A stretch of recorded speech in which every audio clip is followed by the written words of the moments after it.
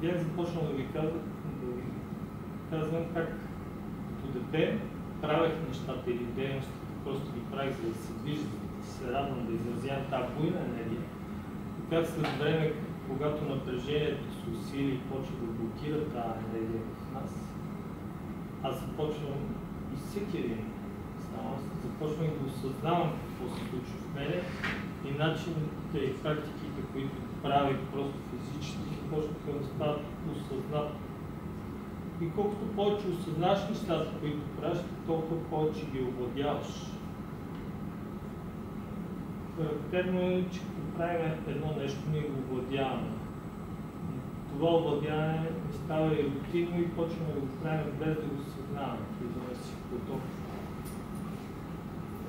Почнем да се разширяваме като възможности, като същества, които владят различни практики, да пеем, да рисуваме, учим се да виждаме, да структурираме или да разбираме нещо, което виждаме, чрез пеенето се учим да чуваме и да изразяваме това, което чуваме.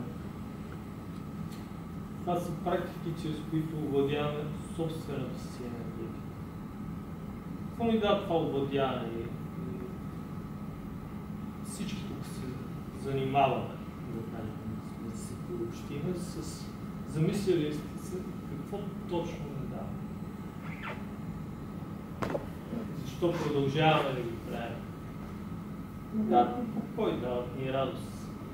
Връщат ни тази жизненост, свободния поток, който минава през тялото. Дълго време така съм преподавал йога и въведение същността на йога, като дойде някой да се опитвам с най-общи такъв елементарен пример да обясня какво е йога, какво се случва и за какво той е дошъл и какво получава.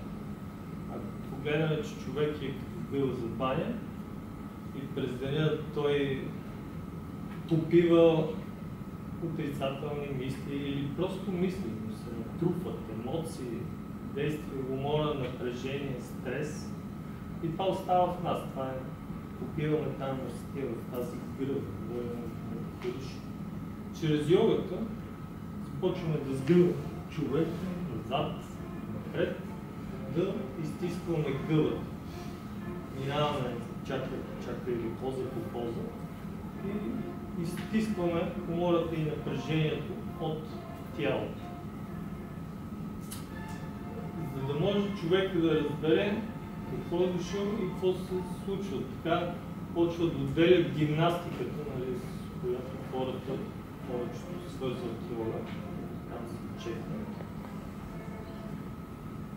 Какво се случва с тези упражнения? Защо се правят? Как се правят? Предна, задна част, която изтиска напрежение. Но преподаваш и виждаш, че хората имат нужда и от активност, не само от пасивност, защото като почне да е пасивно, трябва да е активно. Защото ако само се отпускаме, ние влизаме в една ленност. Ако само пренапрягаме, не може да скъсаме струната. И е хубаво да има един баланс.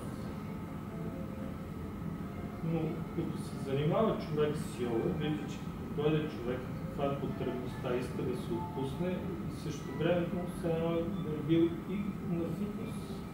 И физиката така да е здрава, силна. Почваш да съзнаваш, че ако се направят едни упражнения по един по-динамичен начин, почват да активират сили различни от нас. Или има един принцип, за да се отпуснеш, преди това трябва да се напрегнеш. За да се напрегнеш силно, преди това трябва да се отпуснеш. Това е за всеки един спорт. Ако после напрягат, преди това се отпускат, за да могат да понесат натоварване. Или за да могат да се отпуснат, преди това се напрягат. Ако се прави упражнението по този начин, има действие, противодействие на сили в нас.